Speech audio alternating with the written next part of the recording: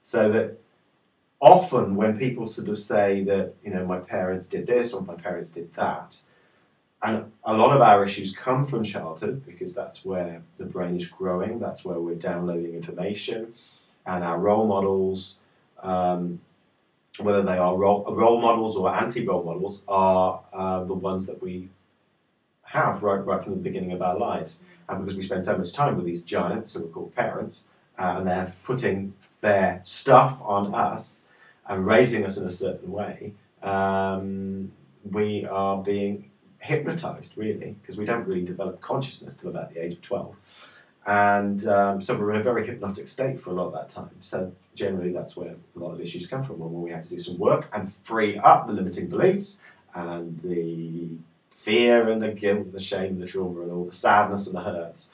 But when you're able to understand that, for example, I'll speak personally, my life, my parents were very good at acts of service. The other four, not so great at. And so I would grow up feeling that I was missing something. And then I felt guilty in my childhood because I felt that I wanted something that they weren't giving me, yet that they were exhausted through helping and giving and doing things. And they used to say, we do everything for you, we're doing this. And not understanding that there was something really missing, and that was physical touch. And words weren't there when I was a child. And those were my love languages, primary love languages that were really high.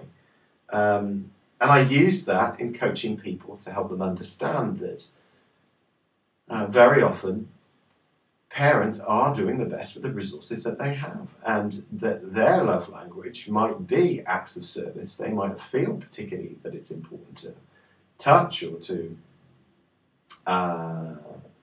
say affirming words of how wonderful and special and loving you are and loved you are. And then people grow up feeling that they were really unloved, but it wasn't that they were really unloved. Sometimes that they are given lots of one thing, one primary love language. And sometimes I've found that it is a lot to do with acts of service, doing things. Would you say that was true with you? Or what kind of love languages were there? My mum and dad were very much acts of service, definitely. So doing things for you. Yeah. But what was missing was you felt... Yeah, well, I really like words of affirmation and touch. Okay, and that wasn't there enough for you? No. So thus you didn't feel as loved. Yeah. But you understand that their way of showing you love was by providing for you. Yeah. And they didn't understand themselves, maybe, that there was something missing. Still don't, yeah. Probably still don't. Yeah. That there's something missing that actually something to be touched and to be told would be a really wonderful thing. I've also worked with people over the years that some people would go, "Oh God, no, I don't touch," and it's like a phobic reaction to being touched. But as children, we're never born coming out the womb going, "Don't touch me, don't touch me." It's partly conditioning, and yes, there's personality involved in that, and some are more demonstrative than others. But I think it's natural for us to be touched as children. And if we're not given that enough, then we're going to start to be conditioned into, no, it doesn't feel right. Yeah, well, I didn't like to be touched. Like, when friends cuddle you, I never used to like that. Only about 3 years ago, I'll now meet my friends and hug them and I'd be like, oh, don't do that. Okay. Which I think was just because I didn't think that was the done thing. So this was just sort of some self-awareness that came in? Yeah. And then everybody else hugs. And I'm like, okay, that's fine. Okay. And now I obviously like to. Here we go. I'm jealous of my sister, who seems so well balanced and happy. She seems to have it all. That was a 7. So what is that now? That was a 7. That's a 0 because that's just her Enneagram type. Okay. So you've worked out her personality type? Yeah. Okay.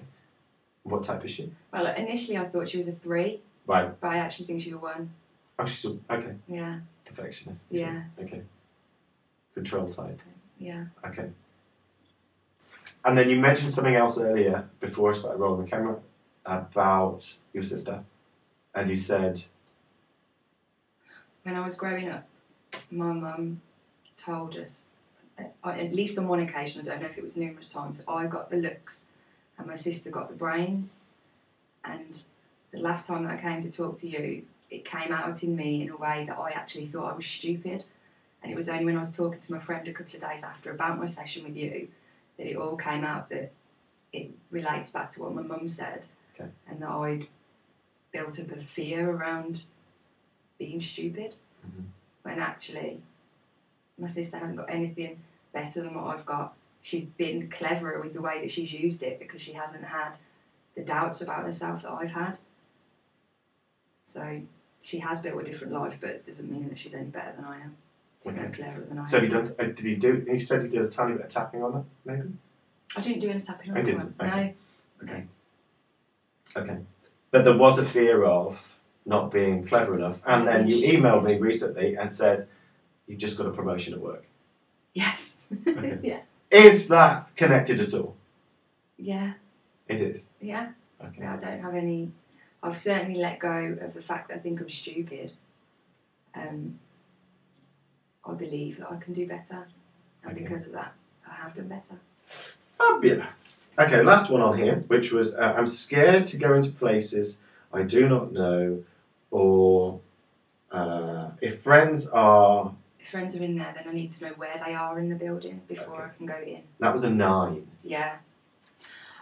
Because I'm a 6, that is sort of... Which is worst case scenario thinking, Yeah. a tendency to do worst case scenario thinking. Yeah, that's always going to be in me a little bit. Okay. However, I know that I'm doing that now. So Okay. I will go in. I do go in. And I wouldn't before have gone for a drink anywhere on my own. Like if I was in town and I needed a drink, I'd just get a drink and go. Whereas I would never like go into Marks and Spencer's or somewhere and sit and have a hot chocolate or something on my own. But I can do that now. Because I know that I'm the only person stopping myself from doing it. Nothing terrible is going to happen. I just need to get the drink and sit down. Okay. What would you say to people who are on the verge of wanting to come? They've got issues, they've got lists like this, they might not know, they might not have written them down, but they're in their heads, the issues are in their head, and the lists are in their head, and they're just, I don't know, because it's the money, it's the commitment, and what I say to people is you can come for one session, and if you don't feel any benefit, all you've lost is the price of one session. But if you feel that you have benefited, then you can buy into a package, and then sessions are going to become cheaper. What would you say to them? I'd say they need to face their fear and do it, because it really does change your life. Okay. Even after the first session, you start to feel different, and then after the 5th, I don't even feel like the same person. The first time this morning, which I haven't actually told you, Okay. I looked in the mirror and liked, I mean, you know that I've been finding myself more attractive as of the last 2 sessions. I know, terrible. But I've not liked... Wow, I'm great. But I've not liked my body. Okay. But this morning I actually texted my friend and said, I can't believe it, but I've looked in the mirror this morning and I really like what I see. And that's for the first time in ever. And this girl used to go on the scales, what's it? Was it twice a week? Every Saturday, definitely. Texting a friend. Texting my friend, and if I felt like I might put on like a pound or something, then I'd get on the scales however many times in the week that I wanted to. Okay.